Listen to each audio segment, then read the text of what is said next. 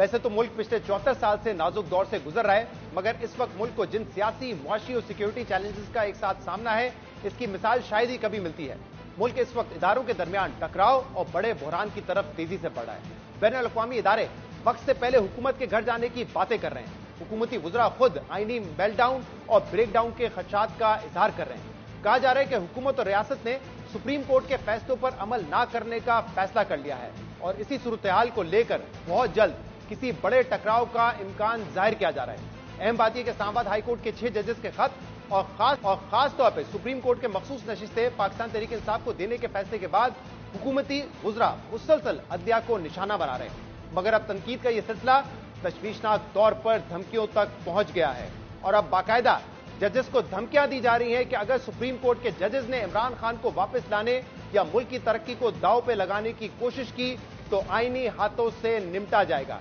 यानी हुकूमती रहनुमाओं की अदलिया के खिलाफ महाजराई इंतहा पर पहुंच रही है, जिस पर आगे जाके हम तफसील से बात करेंगे। मगर पहले बात करते हैं मखसूस नशिस्तों की तकसीम से मुतल्लिक एक अहम पेशरफ की, जहां इलेक्शन कमीशन ने सुप्रीम कोर्ट के फैसले पर अमल दरामद का फैसला कर लिया है। इस फैसले की एक मुमकिना वजह यह भी हो सकती है कि सुप्रीम कोर्ट में हुकूमत की नजरसानी की दरख्वास्त फौरी तौर पर मुकर्रर नहीं हो सकी है, क्योंकि कल सुप्रीम कोर्ट की 3 रुकनी कमेटी 2-1 की अक्सरियत से यह फैसला कर चुकी है कि जब तक तफसीली फैसला जारी नहीं किया जाएगा तब तक नजरसानी की दरख्वास्त पर समाअत नहीं हो सकती।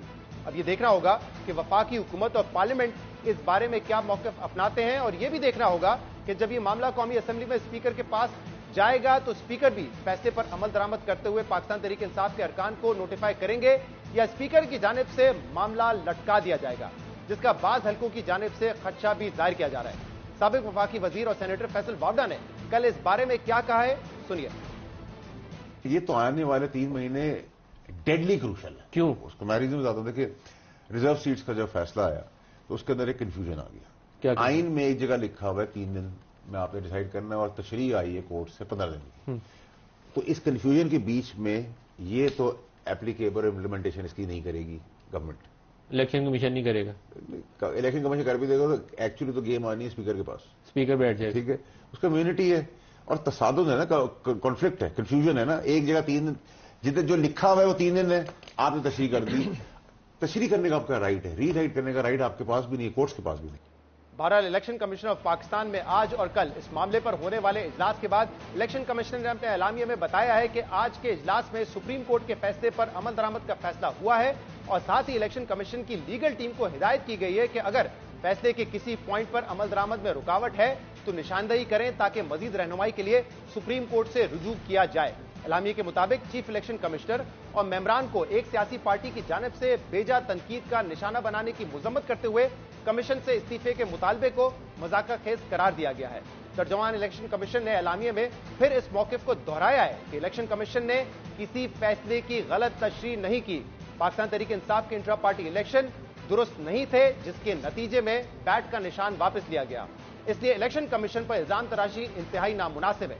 इसके साथ इलेक्शन कमीशन ने एलामिया में इस बात की भी तस्दीक की है कि जिन 39 MNAs को पाकिस्तान तहरीक इंसाफ का MNA करार दिया गया है, उन्होंने कागजात नामजदगी में पाकिस्तान तहरीक इंसाफ से वाबस्तगी जाहिर की थी, मगर पार्टी उम्मीदवार होने के लिए पार्टी टिकट डिक्लेरेशन RO के पास जमा कराना जरूरी होता है, जो इन उम्मीदवारों ने जमा नहीं करवाया था।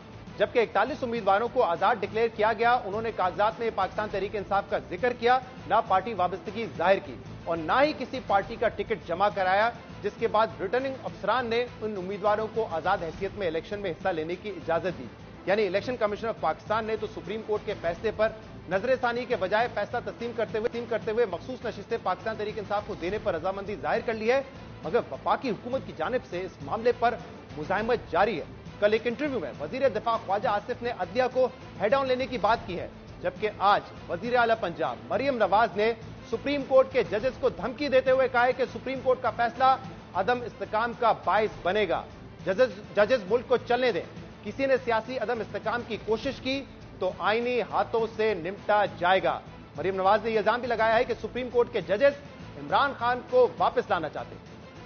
चंद अफराद का एक टोला बैठकर कोई ऐसे फैसले कर देता है جس سے ترقی کا جو عمل ہے یا وہ رک جاتا ہے یا وہ ریورس ہو جاتا ہے. اب آپ دیکھیں یہ جو ابھی سپریم کورٹ کا ڈیسیجن آیا ہے یہ ڈی اسٹیبلائزیشن کی کوشش نہیں ہے تو اور کیا ہے؟ مجھے اس کا دوسرا نام تو سمجھ نہیں آتا. جب یہ سپریم کورٹ کا ڈیسیجن آیا جس میں انہوں نے وہ کچھ بھی عطا کر دیا جو مانگا ہی نہیں گیا تھا ان سے، آپ دیکھیں اس کو لانے کے لیے آئین کو ری رائٹ کر رہے ہیں. میں سپریم کورٹ کے ججز سے یہ عرض کرنا چاہتی ہوں کہ چلنے دو اس ملک کو.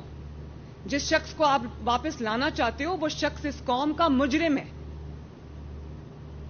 آپ کے لیے ہم اتنا آسان نہیں ہونے دیں گے. انشاءاللہ تعالی یہ حکومت 5 سال پورے کرے گی اور اگر اس نے کسی نے اس کو ڈی سٹیبلائز کرنے کی کوشش کی، کسی نے رکھنا ڈالنے کی کوشش کی، کسی نے پولیٹیکل انسٹیبلٹی لانے کی کوشش کی تو اس کے ساتھ آئینی ہاتھوں سے نپٹا جائے. یعنی حکومت اب عدلیہ پہ تنقید سے آگے بڑھ کے سپریم کورٹ کے ججز سے آئینی ہاتھوں سے نمٹنے کی دھمکیاں دے رہی ہے. اور تشویش کی بات یہ ہے کہ ایک ایسے معاملے پر عدلیہ کو دھمکایا جا رہا ہے جہاں حکومت خود سپریم کورٹ کے فیصلے پر عمل درآمد سے بھاگ رہی ہے. مریم نواز کے علاوہ وزیر دفاع خواجہ آصف نے بھی کل الزام لگایا کہ سرگوشیاں ہو رہی ہیں کہ اکتوبر گزرنے کے بعد ججز 8 فروری کے الیکشن کو بھی کالعدم قرار دیں گے اور اگر ایسا کچھ ہوا تو حکومت مزاحمت کرے گی. سرگوشیاں یہ بھی ہوئی ہیں کہ اکتوبر آ لیندے ہو انہوں پھر الیکشن بھی جڑا ہے ساڈے اگے لگی دی ہے درخواست اسی وہ بھی کر لو وہ بھی نبڑ لواں گے.